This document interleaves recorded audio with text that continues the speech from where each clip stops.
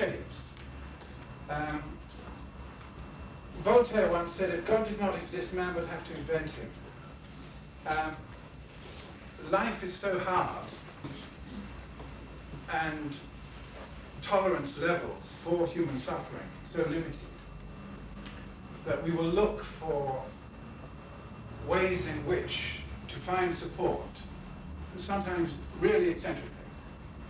And both Eastern and Western culture observe this pattern of behavior with extraordinary and indescribable ingenuity over the centuries.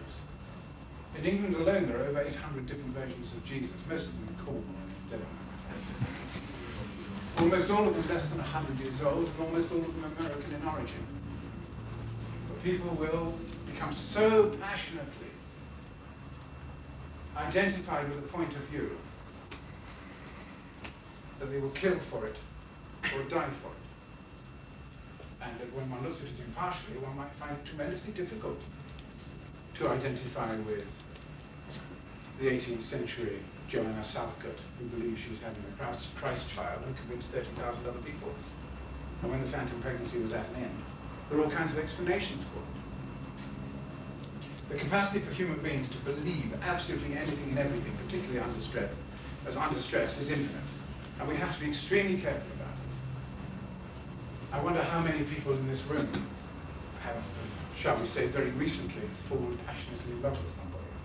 I use the word extremely reservedly. Or how many people in this room are suffering severe withdrawal symptoms because they very sensibly just left you. It's extremely interesting to consider what the addictive procedures involved are, what causes them physiologically, and why we suffer in this way, and why some will last for a fortnight and some will last for years. That may seem an irrelevant reply to an inquiry about East and West comparative cultures. But the point I'm making is that human suffering is universal, and so is human joy. And of course, cultures express it in different ways. And our culture is the richer for respecting it, and respecting those individual variations, both in individual people and amongst groups, is so vital to the lifeblood, the aesthetic lifeblood of this planet. And when we think that we're sitting here with 147 wars going on at this moment, and some wish to be shivering away in a basement flat, no matter how well furnished, it seems unbelievable.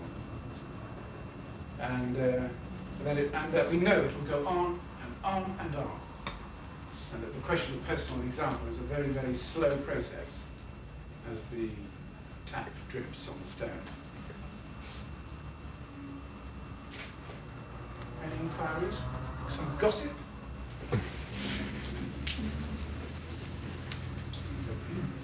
Is art the most important thing in your life? If I was a good painter, and it's nothing to do with false modesty, yes, it would be. But no, I don't think it is.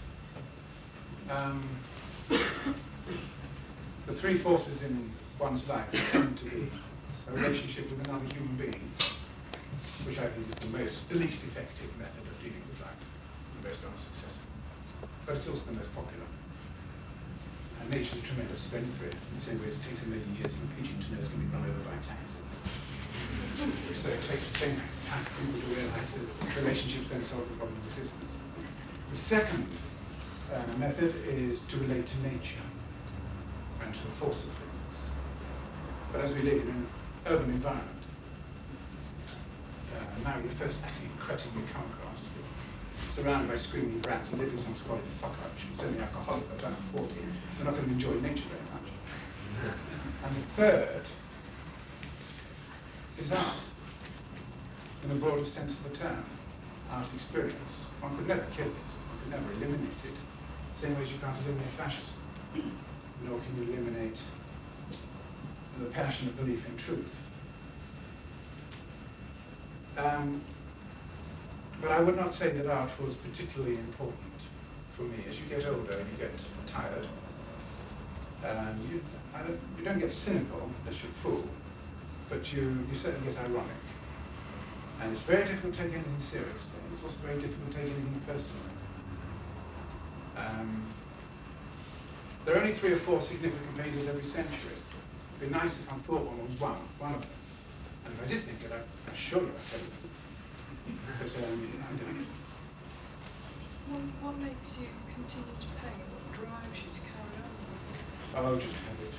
Nothing else. It's no different to a man who goes on driving a train until he retires on tours. No good at it.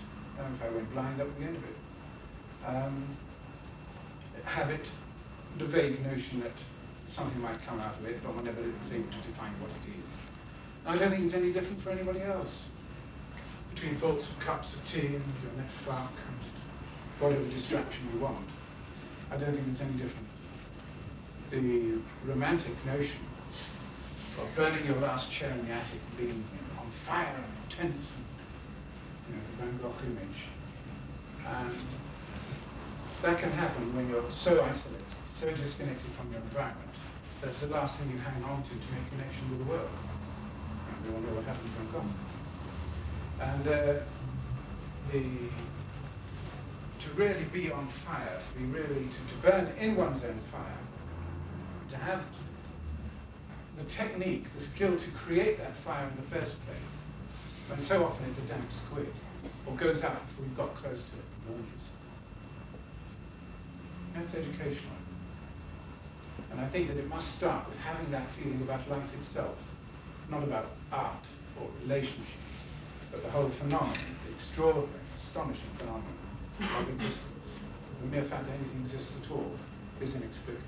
This is why I'm not attracted to supernatural attitudes, to mumbo-jumbo about higher consciousness, because in theory, I would like to feel that I would be no more astonished by Queen Elizabeth I coming through with her head in her arms through the wall than I would be by blade brass or anything else. Obviously, in fact, one would be more surprised because one gets used to things, and what an insult to the experience of life. One gets so used to it that one's astonished by a beheaded queen walking through your television set. It's very sad. You still enjoy it? Well, I enjoy it enormously, yes. But I do it fairly ruthlessly. I'm not worried about high art or whether I'm making a contribution to the scheme of things. It doesn't bother me to wonder whether the stream or the review that I'm floating along is going to reach the great aesthetic sea and become part of the human art experience, and that you'll open an encyclopedia with Leonardo. And then Lenkiewicz was very close. L-E-N. I noticed on my own bookshelves. Would be nice. But I enjoy life enough to not worry about all that kind of thing.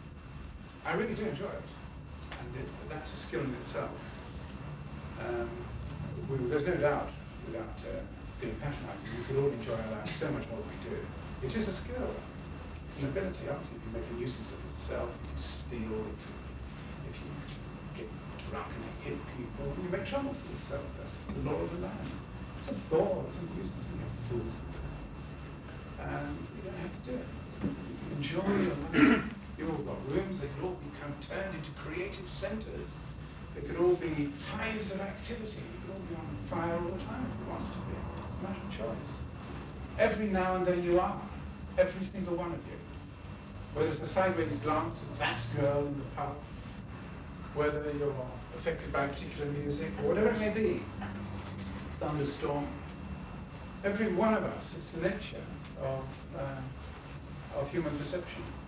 Up to the age of 10 years old, every single child is an artist, an architect, an engineer, a philosopher, a revolutionary. And then, what happens?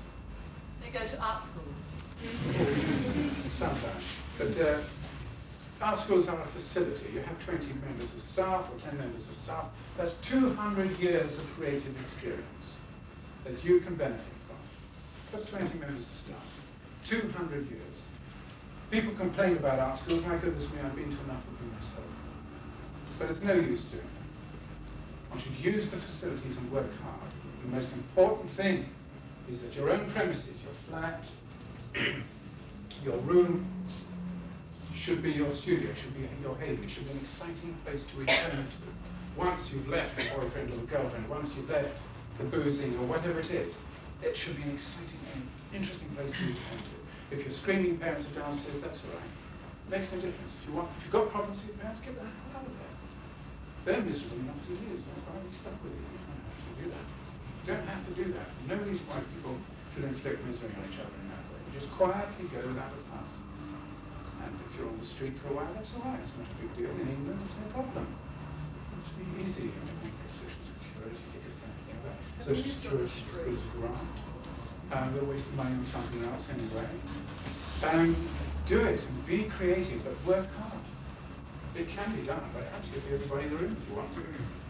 But meanwhile, your life's going. Believe me, I'm 50 odd now. I can remember when I was your age. I remember it very well indeed. And you're such a lazy lot. And it seems so sad. It's just not necessary. You could really be so much more interested in yourselves, so much more enthused by the phenomenon of existing. Because it is extraordinary.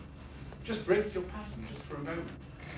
At 5 o'clock in the morning, you're at home, or at 3 o'clock, or at dawn. Do any simple little thing. It may be quite commonplace for some of you, but do it.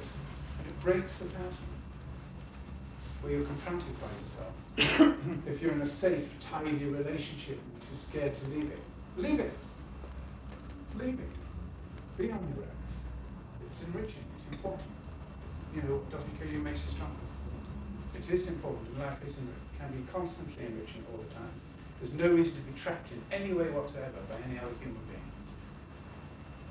One can be a free agent without being a public nuisance. It really is possible, particularly creative. And then, in that sense, an art school is a marvellous facility. You get a grant for 3 years, and people complain about the grant. My grant was £3 a week, my rent was £3 a week. You find money, one way or another, and you don't have to break too many laws. If you've really got a problem with premises, I can think of a dozen premises right now with padlocks on them that are owned by the city council. You just break into them sensibly and smash them up. What do you think of art prizes? Sorry? What do you think of prizes for art competitions? I'll come to that in a second. You break I just into don't want you to encourage everybody to break the law. No. It's not breaking the law. Because if the building is a council property, then it belongs to everybody. And you're looking after it, you'll clean it, you'll repair the holes in the roof, you'll put a new padlock in, the shop next door, if you give them a few bob, will give you an extension lead. You've got that, you've got your studios. You don't have to turn it into a rubbish tip. You don't have to go there with a whole group of people and get drunk and be playing in the house. You can work. You can do that all the time. I had over 40 of them in the Barbican area for years, and in London. It doesn't cost you a penny. And if you're civilised and pleasant when the bailiff comes along, it will be fine. They're agreeable people, they're quite sensible. And if they chuck you out, say chuck you out. Not with a new criminal justice bill coming in. That would sort people out of that. No, that's excuses. Do it anyway, don't worry about it. Going back to the talk, I was wondering earlier, Mr. Schopenhauer, if he actually believed what he was finding, then why didn't he sort of go and jump off a big building or something if he believed that life doesn't work? Because he wasn't upset about it. He was quite willing to accept that that was the state of affairs. But you're born in alone, you die alone, and nobody gives a shit. As he said, if I want to talk to my friend, I talk to my dog. He accepted it. It wasn't a problem for him. There are many people who have a wonderful time and don't even know it, let alone people who think life is absolutely miserable and meaningless, and accept it. I think it's quite easy to accept it. Schopenhauer was still amazed. He was embittered. He wrote one major philosophic work, a huge work. He started at the age of 20, he didn't finish it until he was 72. He never earned any money. Things were very, very difficult. He was of independent means, and he was completely unnoticed. But the whole of his life. Did he have any friends? he was a raconteur, a wit. He would go to a particular hotel in Berlin and entertain everybody, but he would always make sure he went home alone. He didn't want to be distracted. He was rather similar to Immanuel Kant. You could set your watch by him. But he knew that human relationships were a nuisance.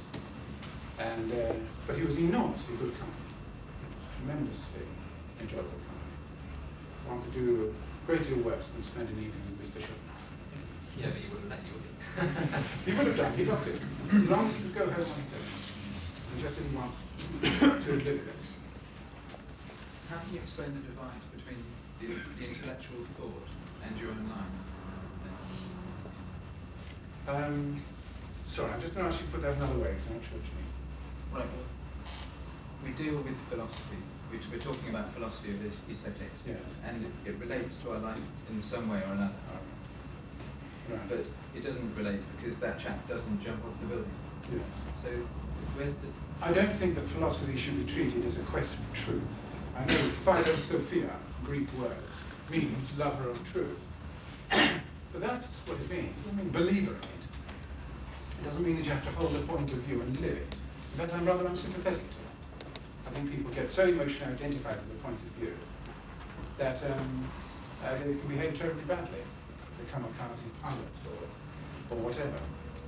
The idea that you should hold a point of view with such fixated rigidity and feel offended if somebody else doesn't share it is abhorrent to me.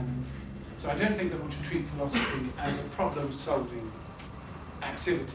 One should treat it as an aesthetic pleasure, because one of the greatest pleasures in life is clear thinking. And by clear thinking, I don't mean thinking towards the truth. I mean thinking towards patterns and insight, and not necessarily believing them to be true. I think that's an unattractive aspect of human personality, and very dangerous. Would you say it was more personal understanding? Sorry, say again? Would you say that it was more an awareness of personal understanding? Understanding leads to sympathy and to recognition that people are in the same boat. But if by that you mean the development of self in some way, then again I'm not very sympathetic, because I would use the word self with a very small s. I don't think that our individuality is of such significance. I think it is important enough to respect, but I don't think it means much beyond that. I think we're the radio set much rather than the program. You put any program in the radio set. You were born in Delhi, or if you were born in Cairo, or if you were born 10 years ago and wherever you were born, and 10 years before or 10 years later, you would believe completely different things and feel different things, and everything would be different. The person who is so passionately convinced that Jesus is the truth, the way, and the light, what would they think if they were born in China? We're influenced, we have an environment, we're conditioned, and we have to be very sensitive to that. And if we become emotionally identified with anything, whether it's a human being, or whether it's a belief system, or whether it's an object, it creates all kinds of fanatical tendencies. One has to be very wary. The breeding ground for fascism is our ordinary relationships. You test yourself quite simply. If you're preoccupied with somebody, if you were really genuinely concerned for their welfare, why did you let them go with your more attractive sister or brother who's also more intelligent and more interesting? That Or might your not best necessarily friend? be true, though, might it? Say again. That might not necessarily be true, though. It may not be. You may be more attractive than your friend and more intelligent, in which case they're very fortunate. But the point I'm making is that we are assuming that our love relationships are somehow related to empathy, to concern for the welfare of that person, independently of your own needs. That assumption, I regard as essential. Do you believe that?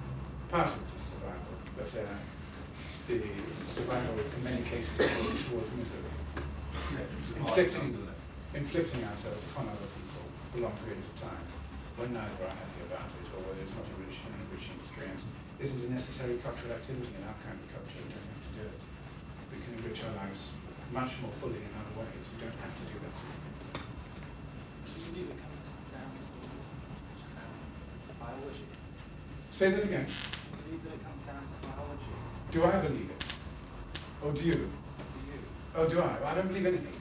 I really don't. It's not a facetious remark. Believe anything. I'm just attracted to certain ideas for a short period of time. In the same way as attracted to all sorts of things.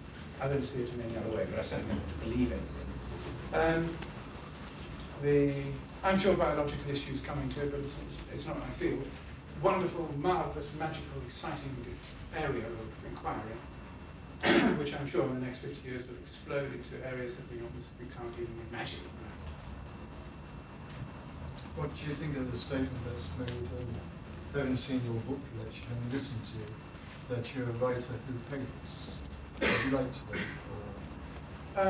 I do scribble all the time, but I don't do that any better than I paint. I collect books and I read them. I'm a reader and a collector. But the purpose of the library is that it accrues a body of information in, say, 20 different rooms, each one dealing with a theme. So there's a room on death, there's a room on fascism, there's a room on philosophy, there's a room on art history, there's a room on art biography, there's a room on literature, there's a room on erotica, there's a room on all sorts of different things. But the common denominator of those collections is that they will contain a large body of information about fanatical and obsessive behavior. Why it is that we become so addicted to a person, to an idea and point of view, or to a set of objects or environment. What the physiological, not psychological, what the physiological procedure is towards that addiction. And if we knew a bit more about biology, then I'd probably be further ahead in my line of inquiry than I am. If someone gave you a time machine and said to you, you can go back, you've got the use of the language, you can meet somebody, some of these people here, who would you want to meet? I'd like to meet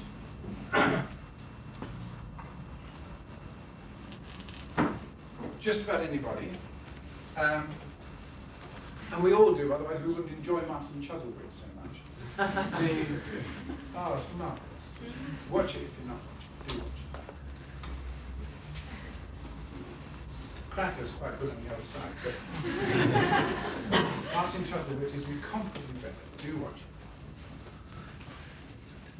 it. If I want to be sentimental, Michelangelo, Leonardo, Rembrandt. That's 3 already. Yeah, they'll do it. All sorts of people. I would have quite liked to have known Rothko. Jasper Johns is alive now. I'd quite like to know him. And there are all sorts of people. But that's no good. The thing to do is to really not cheat yourself out of the possibility of having a rich and full life. It is only oneself that cheats oneself out of it. By a sleepy, dormouse, dead to the world attitude. As life passes you by, and it's so short. 70 years, just like that. Because I can remember when I was 18 or 20. I can remember it like it was yesterday. And What it's were you gone. doing? So, What were you doing? I was 18. Full of illusions. Had huge studios and warehouses. Loads of nutty people around me. Working on huge canvases, and I mean huge, 300 feet long. Dissecting pigeons, pouring around, and never got drunk once. Never took any drugs. Boring and shite. Not my life, that kind of activity. You say you're not a good painter, is it?